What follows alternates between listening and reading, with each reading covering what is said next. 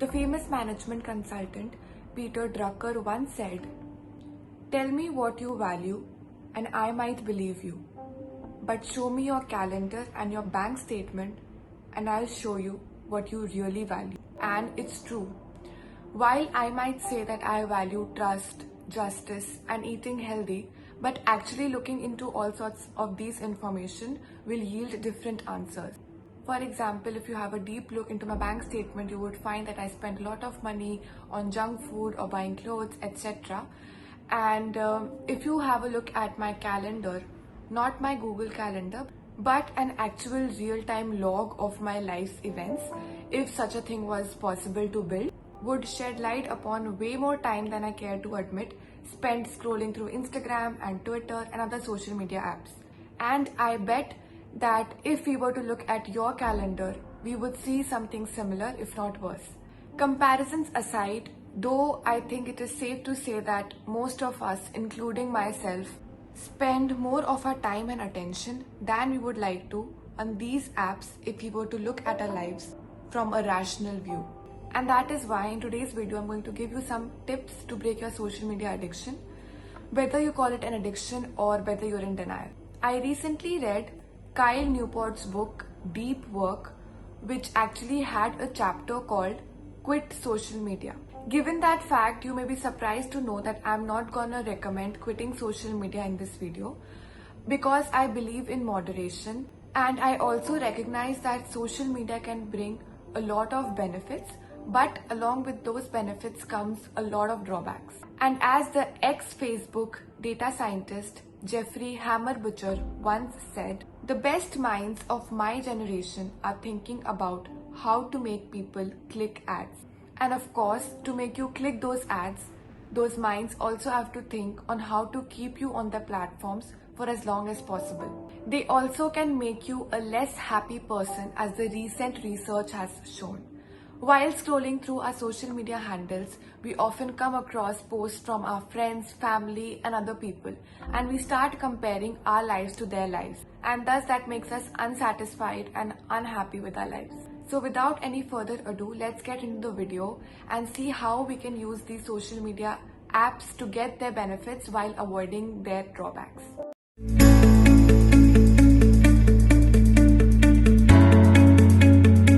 Let's start off with something that is very easy to do. That is kill your notifications.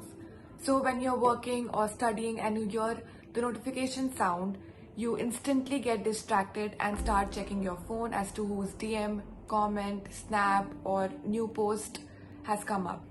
Instantly checking your phone gives you that dopamine rush that you required, and slowly and gradually that starts to become a habit and it starts to establish a craving which becomes very difficult to say no to. So the best way to deal with this would be to go to your phone settings and turn off all your social media notifications so that you can have long, uninterrupted periods of concentration to get your work done. Next point would be to redesign your phone's home screen. So what you can do is that you can remove all your apps, social media apps from the home page. You can create a new page and put all these apps in a separate folder where it is less accessible to reach. It is not visible on your phone directly and it becomes a little difficult as you have to look for it. A lot of times what happens is that when we are bored, we unconsciously open our phone and the next moment we see that we have opened Instagram almost automatically without even giving it a thought. So in order to break that, you might hide your apps somewhere where it is difficult to find. Another thing would be for iPhone users, you need to disable your Siri suggestions, because what happens is as soon as you swipe up, you see all the apps by Siri suggestions. So what you can do is that you can go to your settings, then Siri suggestions, and disable Siri suggestions for all social media apps one by one. Next would be to try using social media solely on your computer. So what you can do is that you can delete all your social media apps from your phone and log in only through the desktop version. I believe most of the social media apps allow the desktop version to be used. I think it won't be possible for apps like Snapchat, But for all other apps, you can easily access the desktop version. It also allows you to post photos from that version. So again, that would make it less accessible for you to use social media all the time, because you have to go open your desktop, log in your details, and then you can scroll through it. Yes, so that would be another way to break your social media addiction and stop wasting time on these platforms. Fourth would be to limit social media to a specific time of the day. So early in the morning, when you're scheduling your day, you're putting all your activities in your calendar. You can schedule a specific time or give a specific time for social media as well. Like for example, from 7 to 7:30 p.m. you're going to scroll through Instagram. So that way you will be blocking your time. You will be blocking a specific time on your calendar for that activity, and you will not be endlessly scrolling through your social media throughout the day. Just like for Netflix or video games, you have a specific time assigned and you are not doing these activities throughout the day. Just like that, you can block certain time for your social media activity as well. Next would be to use app blocking tool like Freedom, which is the one I use. You can use Freedom to block almost all your social media apps and even other websites like Reddit, where we tend to waste a lot of time of our day.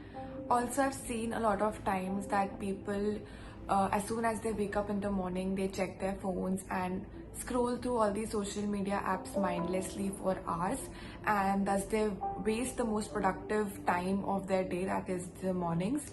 So what you can do is that you can use certain app blocking apps to block that particular time frame, so that you don't waste time on social media, and make sure that you are done with your important tasks of the day right in the morning. And so later on the day, once you're free, you can also take out some time for your social media. Now for the next point, we need to understand that our social media handles have different features. For example, Facebook has news feed, it has a messaging tool, then group tools.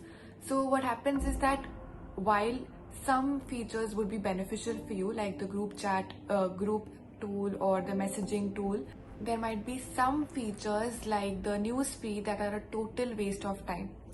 So what you can do is that you can block certain features of the app. You can do that by using an app called To Do Book. With To Do Book, you can block news feed of the major social media apps and also certain websites like Reddit. So by using this, what happens is that as soon as you open the social media app, in the place of the news feed, you actually see your to-do list for the day, and it instantly reminds you of the tasks that you need to get done for the day, and thus you start working on them instead of scrolling through social media. Next point would be to take weekdays off. As I had discussed in one of my very recent videos, that in order to build a habit or to break a bad habit, you can take the help of an accountability partner.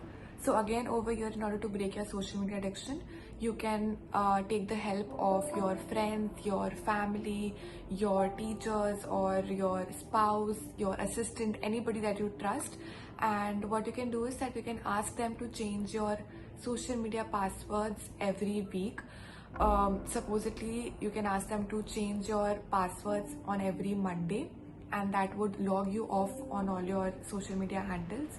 And on every Friday night or Saturday, they can give you the passwords to log in and enjoy the weekend. And again on Monday, they can follow and repeat the same cycle. So this would ensure that you completely focus on your work throughout the weekdays and enjoy throughout the weekends. So now we have the last tip. If none of the other tips have helped you to break the addiction, you need to follow this last tip, that is to have a 30-day social media detox. So what you need to do in this, that you need to completely get rid of all your social media apps for 30 days. Be it from your phone, your laptop, or anything, and make sure that you have an environment around you such that it will help you from getting rid of all these social media apps, because as it is very rightly said that your ability to maintaining self-discipline is highly influenced by your environment, just like habits.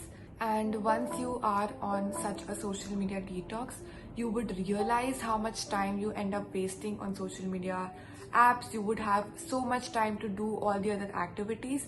Initially, you would find it a little difficult, like especially the first few days. It would feel you will feel a lot of FOMO, trust me, but slowly and gradually you will start seeing results. You will see that you will have so much time in a day for you to do all the activities that you have planned. And after 30 days, slowly and gradually, you can start introducing some apps again into your life in a balanced way, so that you can ensure that you make use of all the benefits but avoid all the other drawbacks. So that is it for today's video, and I hope that you found this video helpful in some way. Do share it with your friends and do share your personal experiences of trying to get rid of social media addiction on the comment section as well. Don't forget to like this video and subscribe to my channel if you haven't already. I'll see you next week in another video. Until then, goodbye.